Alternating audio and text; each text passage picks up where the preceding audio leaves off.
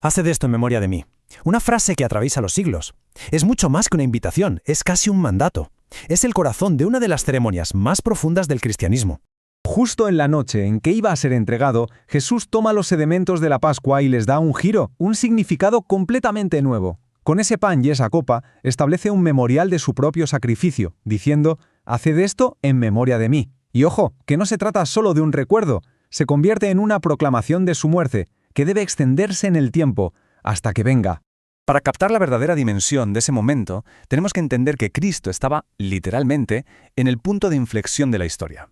Toda una era de sacrificios, de rituales, estaba a punto de terminar, y un pacto totalmente nuevo, personal y directo, iba a nacer en esa misma cena. Lo que los discípulos estaban viendo, sin quizás entenderlo del todo, era la culminación de 4000 años de historia. Todo ese sistema ceremonial que durante siglos había sido una sombra, una profecía que apuntaba al Cordero de Dios, estaba llegando a su fin. Esa noche Jesús no se limitó a celebrar la Pascua, la estaba transformando, instituyendo un rito nuevo para conmemorar su propio sacrificio, el definitivo. Y el contraste es fundamental. La Pascua original era un recuerdo de una liberación física, la salida de Israel de la esclavitud en Egipto. Pero la Cena del Señor conmemora algo infinitamente más grande, la liberación espiritual del pecado para toda la humanidad. Una liberación que se consigue a través de la muerte de Cristo. Una miraba a un pasado terrenal, la otra a un futuro eterno. Y fijaos qué detalle tan brillante para ilustrar este cambio. En la primera Pascua, los israelitas comieron de pie, con las sandalias puestas, listos para un viaje incierto y duro. Su postura era de urgencia, de partida inminente. Pero en la época de Cristo, la costumbre era otra. Se recostaban a la mesa, una postura de reposo, de seguridad, que indicaba que ya no eran extranjeros, sino que vivían en su propia tierra, un símbolo perfecto del descanso que él iba a ofrecer. Bien, pues volvamos a ese aposento alto. Cristo está a la mesa. Los elementos sagrados de la Pascua, el pan sin levadura y el vino sin fermentar, están justo delante de él. El ambiente es íntimo, pero está a punto de cargarse con la sombra más oscura de todas, la traición. Aquí la simbología es la clave de todo. Para representar su propio cuerpo, un cuerpo sin mancha, Cristo escoge el pan sin levadura. ¿Por qué? Porque la levadura, en la mentalidad de la época, era un símbolo de corrupción, de pecado. Así que solo el pan puro, sin ese agente de corrupción, podía representar su cuerpo perfecto. Y exactamente lo mismo pasaba con el vino. El vino de la Pascua no estaba fermentado. Ese vino puro simbolizaba su sangre inmaculada, la sangre del Cordero sin mancha y sin contaminación. Es que era imposible, nada corrupto podía usarse para representar el sacrificio perfecto que estaba a punto de suceder. Y entonces, en mitad de esta solemnidad, Jesús pronuncia unas palabras que lo rompen todo. De cierto os digo que uno de vosotros me ha de entregar. Imaginemos el impacto. El asombro se transforma en pura consternación. Una nube de pavor cae sobre todos. ¿Cómo es posible? ¿Quién de su círculo más íntimo, de los que estaban allí, podría tener esa oscuridad en su corazón? El miedo y la desconfianza se apoderan de ellos, y empiezan a mirarse a sí mismos, a dudar de su propio corazón. Con una angustia tremenda, uno tras otro, empiezan a preguntar: ¿soy yo, Señor? Todos, excepto uno, que se mantiene en silencio. Finalmente, para intentar desviar la atención, que ya empezaba a centrarse en él, Judas, que por lo visto no había escuchado bien la respuesta que Jesús le había dado a Juan, hace la misma pregunta. ¿Soy yo, maestro? Y la respuesta de Jesús es directa, solemne, definitiva. Tú lo has dicho. Su propósito quedaba completamente al descubierto. Sorprendido, confundido, Judas se levanta de golpe y sale del aposento. Y el relato añade un detalle que pone los pelos de punta. Y era ya noche. Desde luego que era de noche para el traidor. Al abandonar la presencia de Cristo se estaba adentrando en la oscuridad más absoluta. Había cruzado el límite, su decisión ya era final. Pero, a ver, uno podría preguntarse ¿por qué esa revelación tan dolorosa?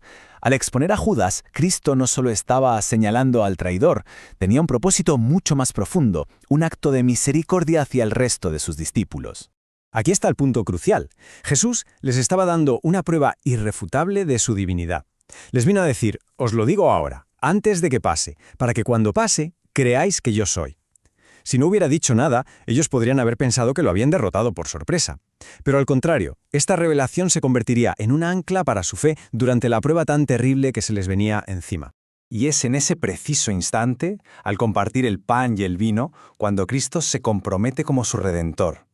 Ahí estaba instituyendo el nuevo pacto, un pacto sellado con su propia sangre, un vínculo que no se puede romper, que convierte a todo el que le recibe en heredero de todas las bendiciones del cielo. Toda esta historia nos lleva claro a la aplicación personal de este rito. El simple hecho de que Cristo compartiera la cena, incluso con su traidor, prohíbe cualquier tipo de exclusividad. La cena del Señor no es un momento para juzgar quién es digno o no de participar. La llamada es más bien hacia adentro, a una introspección personal y muy profunda. El mandato es clarísimo. Pruébese cada uno a sí mismo.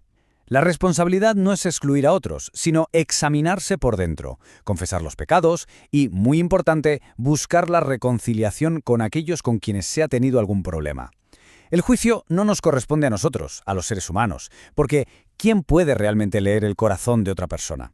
Y ahora, un detalle que es realmente impactante. Se sugiere que en cada servicio de comunión hay dos tipos de mensajeros presentes, invisibles para nuestros ojos. Por un lado están los ángeles celestiales, que observan el acto de fe, pero por otro, si hay alguien que se resiste al Espíritu Santo, como un Judas moderno en el grupo, también están presentes los mensajeros del príncipe de las tinieblas. Y sin embargo, la presencia de Cristo, a través de su Espíritu, está ahí para convencer, para enternecer. Él espera al que se arrepiente, porque el mismo que se arrodilló para lavar los pies de su traidor, anhela lavar de cada corazón arrepentido la mancha del pecado. Su oferta de limpieza, de perdón, es para todos. Es muy importante entender que la comunión no se diseñó para ser un evento triste. Su propósito no es que la gente se reúna a lamentarse de sus fallos o a recordar viejas rencillas. Para eso ya está el rito previo de autoexamen, que se supone que ya ha cubierto todo eso. La clave para entender la comunión es su doble perspectiva. No es algo estático, mira a la vez en dos direcciones. Mira hacia atrás, al sacrificio del Calvario como la única fuente de perdón, y mira hacia adelante, a su segunda venida como la fuente definitiva de esperanza y consuelo. ¿Se anuncia su muerte? Sí, pero siempre con la coletilla hasta que venga. Y este es el fundamento de todo, la base sobre la que se construye lo demás. El sacrificio de Cristo es el centro de nuestra esperanza. Es en ese evento donde la fe tiene que fijarse, porque es solo por su muerte que la unión con Dios se vuelve posible y que podemos mirar con alegría a su segunda venida. Y aquí llegamos a un concepto que es verdaderamente profundo. La luz que brilla desde aquel aposento alto consagra las provisiones de nuestra vida diaria. El pan que comemos, el agua que bebemos, todo ha sido comprado por su cuerpo quebrantado y su sangre derramada. Y de esta manera, la despensa de casa se convierte en la mesa del Señor, y cada comida en una especie de sacramento. Al final todo nos lleva de vuelta a la cruz. Cuanto más se contempla ese misterioso amor, más se entiende el lenguaje del apóstol. Lejos esté de mí gloriarme, sino en la cruz de nuestro Señor Jesucristo. Porque es al mantener frescas las escenas del Calvario en el corazón, cuando la vida se purifica y el carácter se transforma, dejándonos una pregunta en el aire, no solo qué pasó aquella noche, sino cómo ese sacrificio sigue resonando en el mundo de hoy.